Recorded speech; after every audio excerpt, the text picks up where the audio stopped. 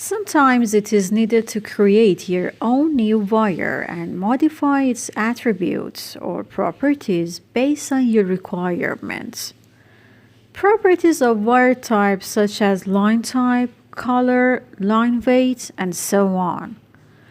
To create a wire type from the Modify Wire Type drop-down in the Edit Wire Numbers panel of the Schematic tab, choose the Create Edit Wire Type tool.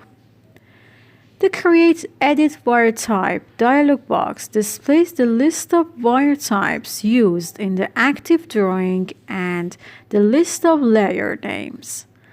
It also shows the properties of wires such as color, size, and user-defined properties of wire in different columns of the grid area.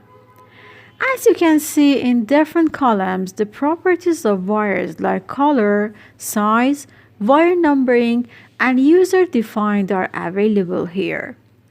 The first column is named Used, which indicates that the currently used wire types in a drawing. A blank value in Used column indicates that the drawing consists of layer name, but at the present time, no wires are drawn on that layer.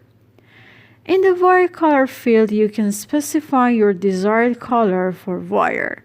In this column, you can write the name of the color. Also, it is possible to edit or delete the content of this column. To do so, just click on the field and do it.